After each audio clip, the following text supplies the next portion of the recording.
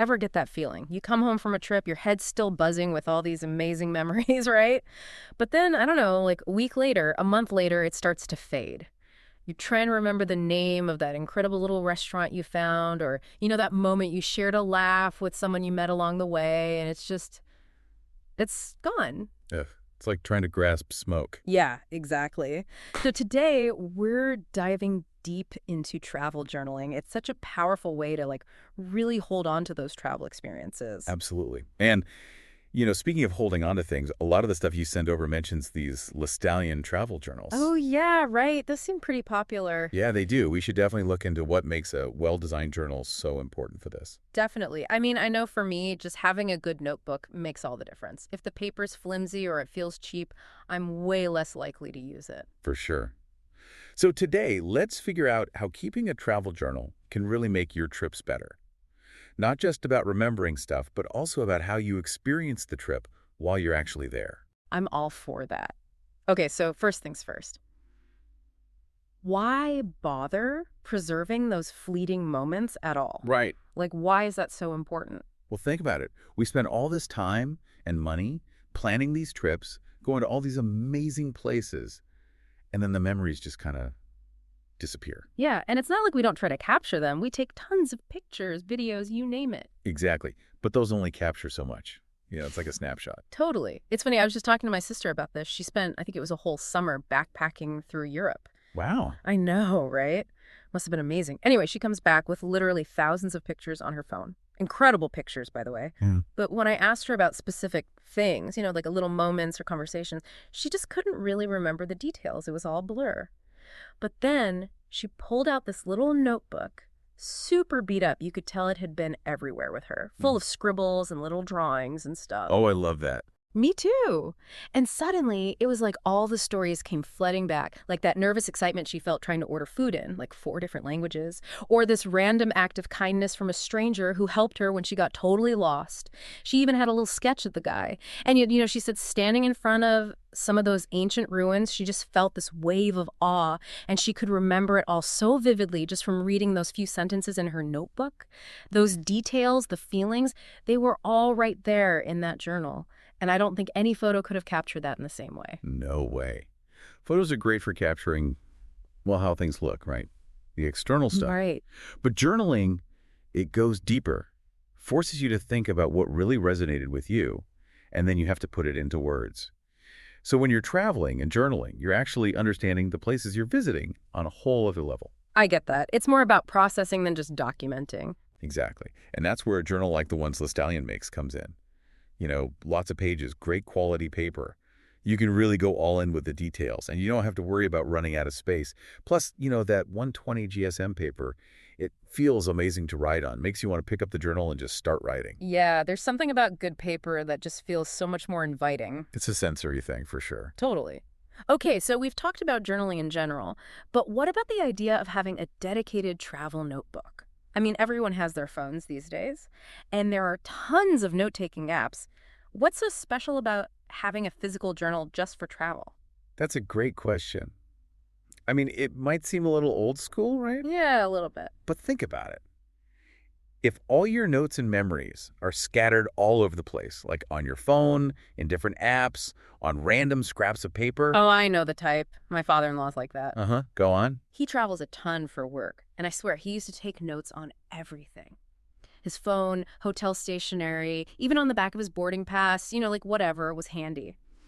And then when he wanted to remember something specific from a past trip, especially for those expense reports or when people asked him for recommendations, it was a nightmare trying to find anything, just chaos. Oh, yeah.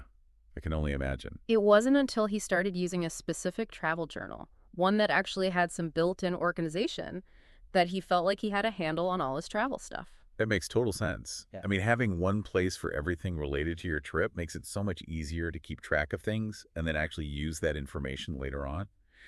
And the beauty of travel-specific journals, like the ones Listallian designs, is that they're made with the traveler's needs in mind. What do you mean? Like, take their table of contents. It's not just there for show, For a traveler, that means you can quickly flip to your notes from a specific day or place without having to, read through everything. Oh, I see. Makes it so much easier to find what you're looking for. Exactly. And then there's the pocket in the back. So handy for keeping those little souvenirs you pick up along the way. Ticket stubs, brochures, even a cool leaf you found. Ah, that's a nice touch. Keepsakes are the best. They are. They really help bring back those memories. Totally. And something I've realized is that travel can be so exciting and so overwhelming at the same time. Oh, for sure. You're constantly bombarded with new sights, sounds, Mhm. experiences. It's a lot to take in. Yeah, and I think that's where journaling can become more than just memory keeping. How so? It can be a way to actually process all those feelings, in the midst of all the chaos. That's a really good point. Travel often pushes us out of our comfort zones, right? You're in unfamiliar places, maybe even facing some challenges, and that can trigger a whole bunch of emotions like Mhm. excitement, wonder, even a bit of anxiety or frustration. For sure. And journaling gives you this outlet, a space to work through all that. It's like a mindful pause where you can reflect on what you're going through and understand how you're reacting to all the newness around you. Even something like the cover of the Lestalian Journal, that soft faux leather, adds to the experience. Really? Yeah, there's something comforting about holding a well-made journal, especially when you're taking a moment to unwind at the end of a crazy day.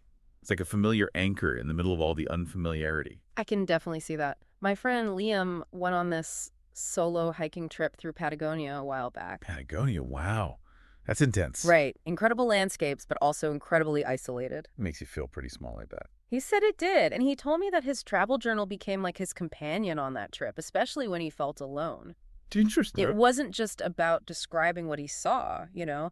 It was a place where he could express those moments of awe, but also the moments of doubt, the fear even. And then, after a particularly tough climb, he'd write about that sense of accomplishment he felt. It was like the journal helped him connect with himself, and make sense of the whole experience. Those are the moments that really shape us, aren't they? When we push our limits and come out the other side. Absolutely. And journaling becomes a tool for self-discovery in those situations.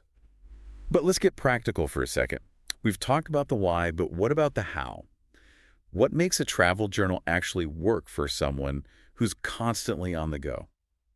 It seems like Lestalion has put a lot of thought into that. Oh, yeah, definitely. When you're traveling, especially if you're backpacking or something, you have to be mindful of weight and space. Every ounce counts. For sure. So the size of the journal matters. Absolutely. What are your thoughts on that? Well, I think the A5 size, which is what a lot of Listalian journals use, is a good sweet spot. It's compact enough to fit in a backpack or even a larger pocket Yeah. without being too bulky. Right, you don't want it weighing you down. Exactly. But it's still big enough to give you decent writing space so you don't feel cramped trying to jot down your thoughts. And another thing that's super helpful, especially when you're looking back on your travels later, is having numbered pages. Oh, yeah, I never thought about that. It may seem like a minor detail, but it lets you cross-reference entries or even create your own little index of important moments or places. Helps keep everything organized. Makes total sense. And then, of course, the paper itself. That 120 GSM thickness in the Lestalian journals, it's a game changer, especially if you like to use different pens or maybe even do a little watercolor sketching. Oh, yeah, that's great. You don't want the ink bleeding through and ruining the other side of the page. Plus, that thick paper is way less likely to tear or get damaged in your bags. Speaking of bags, I was reading some reviews of the Lestalion journals, and a lot of people mentioned how much they love the elastic band. It keeps everything secure and prevents pages from getting bent or torn. That's smart. And the ribbon bookmark, too. Super simple, but so helpful for quickly finding your place. It's all about those little details that make a difference when you're using the journal day in and day out. Absolutely. Okay, but let's be real for a minute. How do you actually keep up with journaling when you're on a trip? You're on the go, there's so much to see and do, and by the end of the day, you're exhausted. Yeah, that's the challenge, isn't it? Finding the time and energy to actually write. Exactly. So any tips on that? Well, one thing that I've found helpful is setting aside even just a small chunk of time each day, maybe 10 or 15 minutes. It doesn't have to be a marathon writing session. Right. Consistency over quantity. Yeah. Like maybe first thing in the morning with your coffee or right before bed, just to capture the highlights of the day and jot down some quick thoughts. And what about those days when you're just staring at a blank page and nothing's coming to mind? Oh, that happens to me all the time. Me too. Having some prompts handy can be super helpful for those moments. Prompts. Like what? Oh, like what was the most unexpected thing that happened today? Or describe a sound that really stood out to you? Or how did this place make you feel? That's a good idea. It gives you a starting point. Yeah, and it can spark some really interesting reflections. It can. And, I really like how Lestallion designed their pages with those dashed lines. Yeah, what's up with that? Well, it's a subtle thing, but it provides just enough structure without being too restrictive. Right. So you can write neatly if you want to, but you can also sketch, make lists, or just jot down quick notes in a more free-form way. It's flexible. That's cool. It's like it caters to different styles of journaling. Exactly. Which brings us to another important point. A travel journal can be so much more than just writing paragraphs. It's like a blank canvas for your creativity. 100%. You can paste in photos, ticket stubs, postcards, even dried flowers or leaves you find along the way, making a real scrapbook of your adventures. I've even seen people write down snippets of conversations they overheard or poems inspired by a view. Oh, that's so cool. It is. And even little sketches. You don't have to be an artist to capture the essence of a place with a few lines. I love that. Or keeping a gratitude list, just a few things each day that you're thankful for. It adds another layer of depth to your journal. Totally. It's about making it your own. Exactly. And at the end of the day, when you put all that together, all the writing, the visuals, the little mementos, you're creating something so much more than just a record of events. What do you mean?